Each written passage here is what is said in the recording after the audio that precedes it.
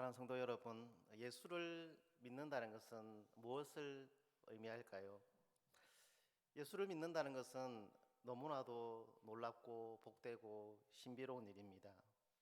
저는 전도자로 살면서 많은 사람들에게 복음을 전했는데, 어떤 사람은 예수를 믿는 데 있어서 아무런 어려움이 없이 그냥 예수를 받아들이는 사람들이 있습니다.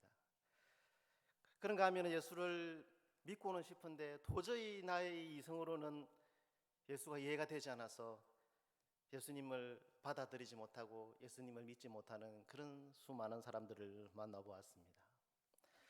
19세기 초반에 미국이 낳은 대작가였던 루 웰리스라는 사람이 있습니다. 이 사람은 군인이었고 장군이었습니다. 장관이었고 정치가였고 외교관이었습니다. 이 웰리스는 19세기 최고의 지성인 중에 한 사람이었습니다. 당대 최고의 문필가였고 수많은 사람들에게 잘 알려진 아주 위대한 사람이었습니다. 그런데 예수님을 믿지를 않았습니다.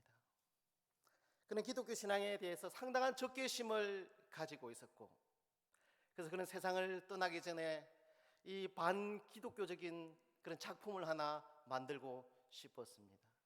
그래서 그는 수많은 사람들에게 이 기독교의 허구성을 폭로하고 예수가 실존 인물이 아니라는 사실을 다른 사람들에게 알리기 위해서 그 당시에 가장 많은 자료들이 또 수집되어져 있는 대형 제국의 대형 박물관, 그리고 옥스퍼드 도서관에 있는 영국으로 이주를 하게 됩니다.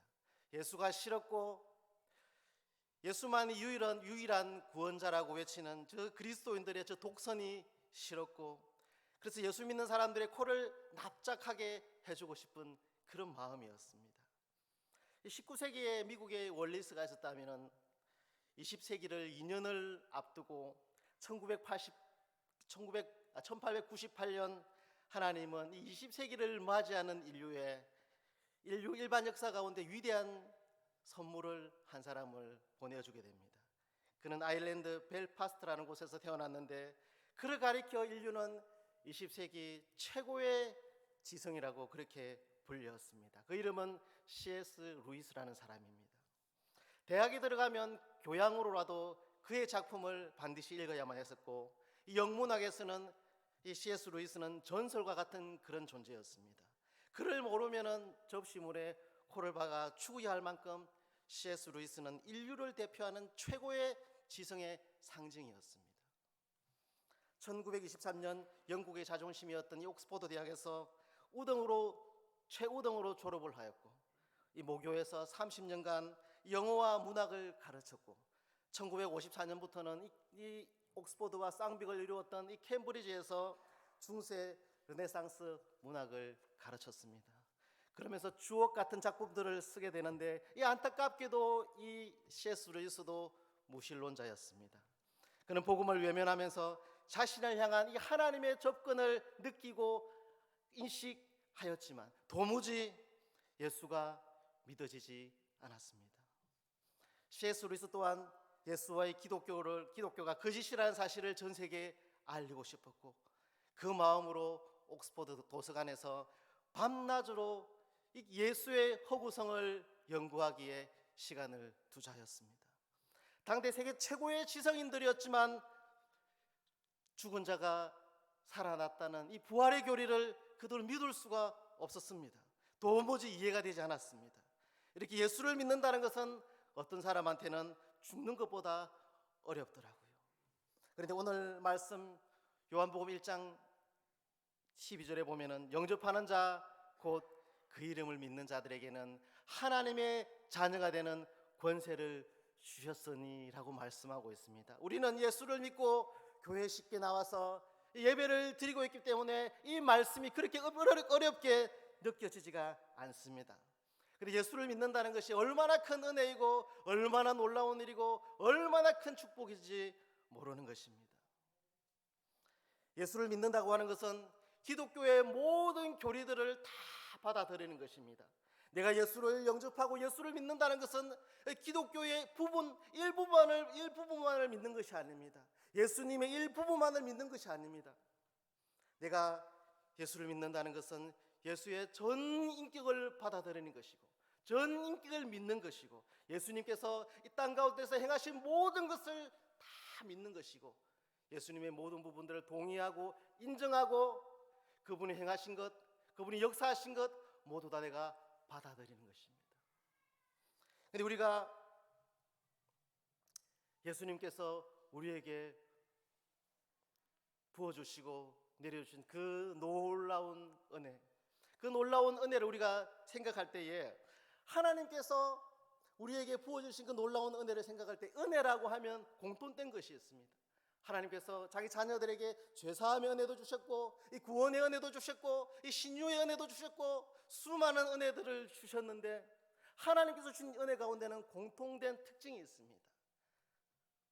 뭐냐면은 다 과거형으로 되어 있다는 것입니다.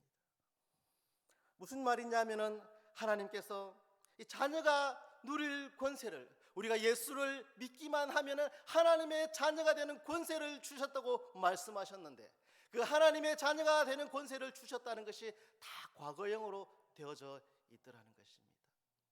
내가 예수를 믿으면 그때부터 하나님의 자녀가 되는 것이 아니라 내가 예수를 믿기 이전부터 하나님이 이미 우리에게 하나님의 자녀가 되는 권세를 부어 주셨다는 것입니다.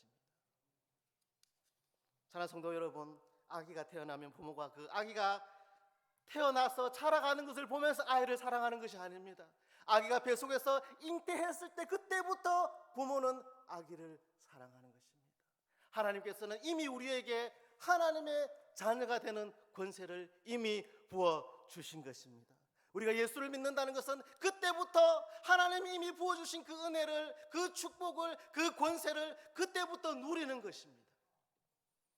내가 하나님의 자녀로서 그때부터 그 권세를, 그 은혜를 그때부터 이제 즐기는 것입니다. 여러분, 제가 어느 날 집에 있는데 제 큰아들이 학교에 갔다가 집에 들어와서 냉장고 문을 활짝 열더라고요. 먹을 것이 있는지 없는지 아래유리 살피더니 먹을 것을 하나 꺼내고 저한테 허락도 없이 마음껏 자기 마음대로 먹더라고요. 조금 있으니 둘째가 들어와서도 그렇게 하더라고요. 셋째, 넷째가 전부 아무도 허락 없이 그냥 냉장고를 열고 막 마음대로 꺼내 먹는 거예요. 부모한테 허락도 없이. 저희 아이들 외에는 아무도 그렇게 할 수가 없습니다. 왜일까요? 저희 자녀들이기 때문입니다. 마찬가지로 우리가 하나님의 자녀가 되었다는 것은 하나님께서 이미 부어주신 그 자녀로서의 권세 가운데서 그것을 그냥 누리는 것입니다. 즐기는 것입니다. 마음껏 받아들이는 것입니다. 그런데 조건이 있습니다. 믿어야 된다는 것입니다. 할렐루야. 믿어야 된다는 것입니다. 영접하는 자, 곧 그 이름을 믿는 자들에게는 하나님의 아들, 하나님의 딸이 되는 권세를 주셨는데 내가 예수를 믿는다는 것은 지금 이 권세를 받는다는 것이 아니라 하나님은 우리가 하나님의 자녀가 되는 그 권세를 이미 주셨는데 우리가 그 권세를 지금 이 순간 누리기를 시작한다는 것이에요. 예수를 믿는다는 것은 인간이 가진 이성, 인간의 합리성, 인간의 자연과학의 학문들, 원리들, 인문사회과학의 원리들, 이 모든 원리들을 초월해서 영적인 원리로만 이해할 수 있는, 영적인 원리로만 이해할 수 있는 그런 믿음을 말하는 것입니다. 사랑하는 성도 여러분, 어떻게 죽은 자가 살아날 수 있겠습니까? 죽은 자가 살아난다는 것을 여러분 믿을 수가 있겠습니까? 한번 생각해 보십시오. 우리 주변에 지금 누군가가 죽었습니다. 돌아가셨습니다. 그 사람이 다시 살아난다는 것을 믿을 수가 있겠습니까? 그것을 가장 잘 믿지 못했던 사람이 요한복음 11장에 보면은 마르다였습니다. 이 마르다는 나사로의 여동생 마르다였는데 예수님께서 이 오빠의 죽음을 통해서 깊은 슬픔에 빠져 있는 이 마르다에게 내 오라비가 살아나리라 말씀하시죠. 그런데 마르다가 어떻게 반응합니까? 주님, 마지막 날 부활 때에 제 오빠가 다시 살 줄을 내가 아나이다. 예수님은 지금 나사로가 살아날 것을 이야기하고 있는데 마르다는 예수님의 말을 믿지 못했습니다. 그렇게 예수님을 사랑하고 예수님을 따라다니고 예수님과 함께하고 이 예수님의 말씀을 듣고 이 예수님의 기적을 체험했던 이 마르다가 예수님을 믿지 못하는 거였어요. 마르다야, 내가 가지고 있는 이성, 내가 가지고 있는 이 인간들의 경험, 논리, 그 모든 것을 초월해서 내가 말만 하면은, 내가 선포만 하면은 모든 것이 이루어진다는 사실을 네가 믿을 수 없겠느냐? 그러면 내 오라비가 살아나리라. 나는 부활이요 생명이니 나를 믿는 자는 죽어도 살겠고 무릇 살아서 나를 믿는 자는 영원히 죽지 아니하리라. 내가 이것을 믿겠느냐? 그러더니 마르다의 고백이 달라졌습니다. 사랑하는 성도 여러분, 저는 여러분들의 고백이 달라질 수 있기를 축원합니다. 주여, 제가 믿습니다. 주는 그리스도시요 세상에 오시는 하나님의 아들이신 줄을 내가 믿나이다. 내가 믿을 때 이미 받은 그 놀라운 은혜가 내 안에서 누려지기 시작하는 것입니다. 이 예수를 믿는다는 것은 얼마나 놀랍고 얼마나 신비로운 일인지 모릅니다. 그럼 우리가 영접해야 하는 그분은 과연 누구시길래, 무엇이길래, 어떤 존재이시길래 그 이름을 믿기만 하면, 영접하기만 하면은, 그분을 환영하기만 하면은, 그분을 받아들이기만 하면은 그 어마어마한 권세를 우리가 누릴 수가 있단 말입니까? 우리가 믿는 그 이름 예수는, 우리 주 예수 그리스도, 그분은 2000년 전에 이 땅에 오셔서 하나님의 아들로 이 땅에 오셔서 우리 죄를 사하시고 우리 죄 때문에 십자가에 못 박혀 돌아가시고 부활하셔서 지금 우리와 함께 하시는 그분이십니다. 사랑하는 성도 여러분, 그러나 우리 예수 그리스도 그분은 그 이상의 하나님이십니다. 그 이상의 존재이십니다. 그 정도가 아닙니다, 여러분. 우리 1절부터 3절까지 한번 읽어보겠습니다. 요한복음 1장 1절부터 3절까지. 태초에 말씀이 계시니라. 이 말씀이 하나님과 함께 계셨으니 이 말씀은 곧 하나님이시라. 그가 태초에 하나님과 함께 계셨고 만물이 그로 말미암아 지은 바 되었으니 지은 것이 하나도 그가 없이는 된 것이 없느니라. 예수 그분은 태초부터 계셨고 태초부터 하나님과 함께 하셨고 이 세상의 모든 만물을 그로 말미암아 전부 다 지어졌다고 말씀하고 있습니다. 지금도 그분은 창조주로서 우리의 생사 화복을 주관하고 계시고 우리의 생명의 근원이 되시고 지금도 모든 창조에 관여하고 계시는 창조주 하나님, 창조주 예수 그리스도이십니다. 제가 가끔씩 이런 말씀을 드리면은 믿지 못하는 사람들이 있습니다. 모든 만물은 성부 하나님의 작품이시고 성자 하나님은 신약 때 아기 예수로 이 땅에 오셨기 때문에 그래도 성부 하나님보다는 좀 한 수 아래의 분이시다, 이렇게 우리가 믿고 있는 사람들이 많이 있습니다. 여러분, 아니에요. 제가 지금 성경을 주의하는 것이 아닙니다. 성경을 그대로 지금 제가 선포하고 있는 것입니다. 말씀에서 지금 그렇다고 이야기하고 있는 거예요. 예수님이 창조주 하나님이시고 예수님께서 어느 부분만을 창조하신 것이 아니라 단 하나도 예수 그리스도 그분이 없이는 하나도 지어진 것이 없다고, 예수 그리스도가 창조주 하나님이라는 사실을 성경은 얘기하고 있습니다. 요한복음에서만 얘기하는 것이 아니에요. 골로새서도 얘기하고 히브리서도 얘기하고 성경 곳곳에서 예수가 창조주 하나님의 사실을 선포하고 있습니다. 예수는 태초부터 계셨고 온 세상을 창조하시고 저와 여러분들을 창조하신 분이시고 지금도 우리와 함께 계시고 내 이름도 아시고 내가 누구인지도 잘 아시고 내가 무엇으로 힘들어하는지, 무엇 때문에 기뻐하는지, 무엇으로 슬퍼하는지 나에 대해서 일거수일투족 모든 것을 다 아시는 전능하신 하나님이십니다.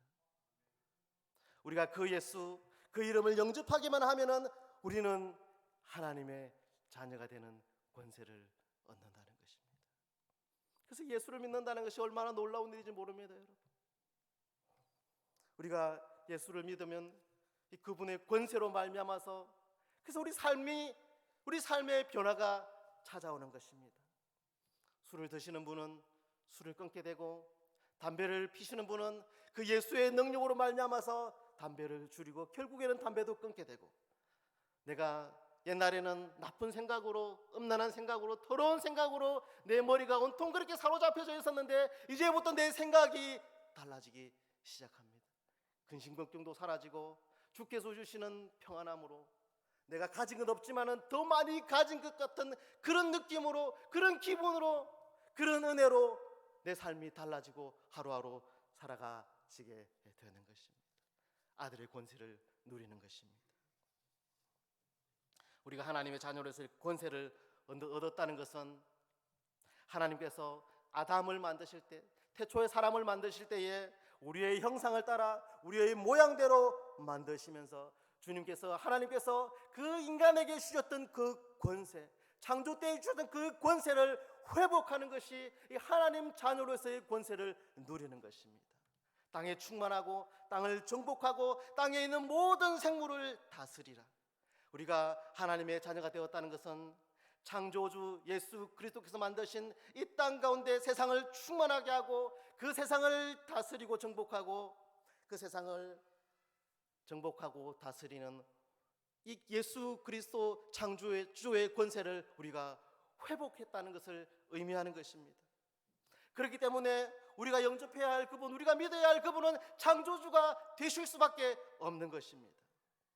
사랑하는 성도 여러분, 요한복음 1장 1절로 3절을 믿지 못하다면 우리는 아무것도 믿을 수가 없습니다. 하나님께서, 예수 그리스도께서 온 세상을 창조하셨다는 그 창조를 믿지 못한다면 어떻게 죽은 자가 살아난다는 것을 믿을 수가 있겠습니까? 반대로 우리가 요한복음 1장 1절로 3절, 예수 그리스도께서 온 세상을 창조하셨다는 그 창조주 예수 그리스도를 받아들이고 믿을 수 있다면 우리가 믿지 못할 것이 없는 것이에요. 예수님께서 온 세상을 창조하셨는데 예수님께서 죽은 자를 살리신 것, 자신이 부활하신 것을, 그건 뭐 어렵겠습니까?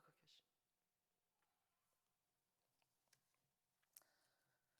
우리는 창조주 예수 그리스도를 믿는 사람들입니다. 얼마나 놀라운 일인지 모릅니다. 그리고 창조주 안에, 창조주 예수 그리스도 안에 무엇이 있었다고 말하냐면요, 4절에 보면은 그 안에 생명이 있었으니, 바로 그분 안에 무엇이 있었다고요?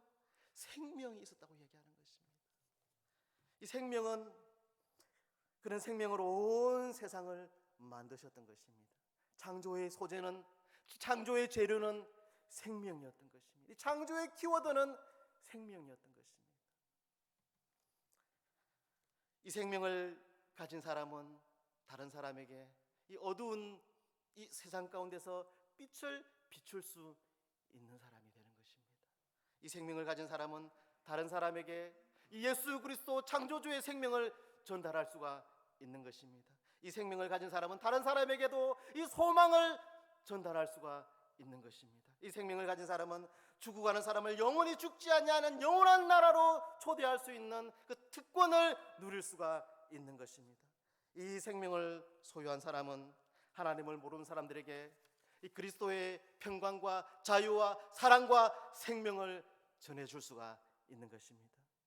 이 창조주의 생명을 소유한 자는 날아가는 새를 바라보면서 비행기를 창조할 수가 있는 것입니다. 이 생명을 소유한 자는 이 잠자리를 바라보면서 헬리콥터를 창조해낼 수 있는 존재가 되는 것입니다. 저 달리는 말들을 바라보면서 오토바이와 자동차를 만들고, 이 생명을 소유한 자가 저 바다를 바라보면서 저 수많은 물고기들을 바라보면서 배를 창조해낼 수가 있는 것입니다. 이것이 창조의 원리인 것입니다. 그래서 우리가 예수를 믿는다는 것은 얼마나 놀랍고 얼마나 신비로운 일인지 모릅니다. 여러분, 우리가 이 창조주 예수 그리스도를 영접하면 우리 안에 그 생명의 빛이 비추어지기 시작하는 것입니다. 모든 그리스도인들은 하나님의 모양대로 하나님의 형상으로 지음받았기 때문에 그 창조주의 빛이 우리를 통해서 비추어지는 것이에요. 투영이 되는 것이에요. 반사가 되는 것이에요. 근데 많은 사람들은 자기가 그 빛인 줄 착각하고 있습니다. 내가 그 빛을 비춰내는 사람이라는 것을 사람이라고 착각하는 것입니다. 그 빛은 우리 안에 있는 생명 되신 예수님께서 비추시는 빛입니다. 근데 이것을 발견한 사람이 있었어요. 세례자 요한이었습니다. 대부분의 사람들은 자기가 빛이 되고 싶어 합니다. 대부분의 사람들은 자기가 주인공이 되고 싶어 하는 것입니다. 내가 드러나기를 원하는 것입니다. 창조의 원리는 이 하나님께서 우리를 통해서 자신이 드러나기를 원하는 것이 이 창조의 원리인데, 내가 드러나기를 원하는 것이에요. 내가 빛이 되기를 원하는 것입니다. 근데 세례 요한은 그것을 발견했습니다. 나는 빛이 아니다. 세례 요한은 충분히 자신이 빛이라고 말할 수도 있었고, 자기가 구원자라도 말할 수도 있었고, 가장 높은 자리에 올라서 수많은 무리들에게 자기 이름을 통해 가지고 사람들을 현혹시키고 자신이 빛이라고 그렇게 선포할 수도 있었는데, 세례 요한은 자신이 빛이 되는 것을 거부하였습니다. 자신이 주인공이 되는 것을 포기하였습니다. 자신의 본분을 정확하게 알았던 것입니다. 그의 설교를 듣기 위해서 이 유대 전 지역에서 사람들이 몰려들었고, 더 나아가서 저기 갈릴리 지역에서도 사람들이, 이 요단 동편 베레아로 사람들이 몰려들기 시작했습니다. 더 나아가서 전 세계에 흩어져 있는 이 유대인 디아스포라들이 이 세례 요한의 설교를 듣기 위해서 세례 요한의 집회 장소에 몰려들기 시작했습니다. 그러나 그는 자신의 본분을 잘 알고 있었습니다. 그는 자신의 본분이 예수의 증인이 되기 위해서, 그 빛의 증인이 되기 위해서 내가 이 땅에 왔다는 사실을 정확하게 알고 있었습니다. 그래서 자기 자신이 주인공이 되는 것, 자기 자신이 빛이 되는 것을 포기하고 거부하였던 사람입니다. 그래서 예수님께서 이 세례 요한을 이야기하기를, 여자가 낳은 중에서 이 세례 요한보다 큰 자가 없다고 말씀하셨던 것이에요. 그래서 요한복음을 저술한 사도 요한은 자신의 첫 번째 스승이었던 이 세례 요한을 이 요한복음 1장에 어쩌면 기록하고 싶은 줄도 모르겠습니다. 사랑하는 성도 여러분, 저희들도 이 세례 요한처럼 우리의 본분을 잘 아는 사람들이 되시기를 축원하는 것입니다. 예수가 주인공이고 예수가 빛이고 예수가 생명이라는 그 사실을 우리가 깨달아 알 수 있게 되기를 축원합니다. 그래서 우리로 말미암아서, 우리를 통하여서, 형상으로 지음받은 우리를 통하여서 그 빛이, 그 생명이, 그 구원이, 그 능력이, 그 권세가 온 세상에 드러나져야 된다는 것입니다. 그것이 창조의 원리인 것입니다. 저는 제가 서두에 말씀드렸던 여러분 유 월리스는 이 예수님이 믿어지지가 않았던 것입니다. 이 빛 대신, 이 생명 대신 예수님이 믿어지지가 않았던 것입니다. 그래서 성경의 약점과 거짓, 그리고 예수의 이 허구성을 폭로하기 위해서 그는 성경을 읽어내려갑니다. 창세기부터 읽기 시작한 그는 복음서를 다 읽기도 전에 마음이 뜨거워지기 시작하였고, 계시록을 읽기 전에는 돌 같은 마음이 녹아내리면서 큰 감동에 복받쳐서 그는 무릎을 꿇고 이렇게 외쳤습니다. 오 주님, 주님은 나의 주님이십니다. 나의 하나님이십니다. 이 고백은 베드로의 고백이었고, 도마의 고백이었고, 마르다의 고백이었습니다. 그리고 그는 기독교를 대적하고 파괴하려고 들었던 그 붓을 끄끄버리고 새로운 붓으로 그리스도의 사랑과 속죄의 주제로 수많은 사람들의 신금을 올리는 불의 대작을 쓰게 되지요. 그것이 바로 그 유명한 영화 벤허였습니다. 여러분, 그러면 C.S. 루이스는 어떻게 되었을까요? 기독교를 거부하고 기독교의 허구를 증명하기 위해서 연구에 몰두했던 그는 동료 교수 돌킨과의 긴 대화를 통해서 마침내 예수 그리스도가 나의 구주, 나의 하나님이시며, 예수는 창조주시며 이 예수 그리스도의 십자가와 부활의 사건들을 내 마음 가운데 받아들일 수가 있게 되는 것입니다.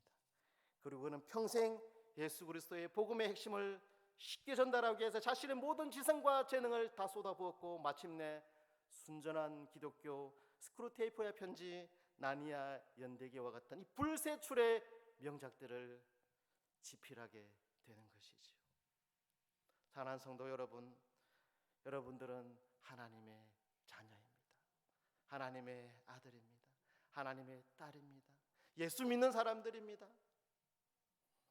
그 권세를 가진 자들로서 마음껏 자유하시고 이 땅에서 우리의 자녀들이 우리 가정 가운데서 마음껏 자기들 마음대로 누리면서 살아가는 것과 같이 이 땅 가운데서 창조주의 자녀들로서 예수 그리스도의 자녀들로서 하나님의 자녀들로서 마음껏 이 땅 가운데서 길을 펴시고 하고 싶은 것 마음껏 누리며 즐기시면서 하나님의 자녀됨의 그 권세에 어울리는 그런 삶들을 살아 누릴 수 있는 사랑하는 우리 대성교회 성도님들 한 분 한 분들이 다 되시기를 주의 이름으로 축원합니다.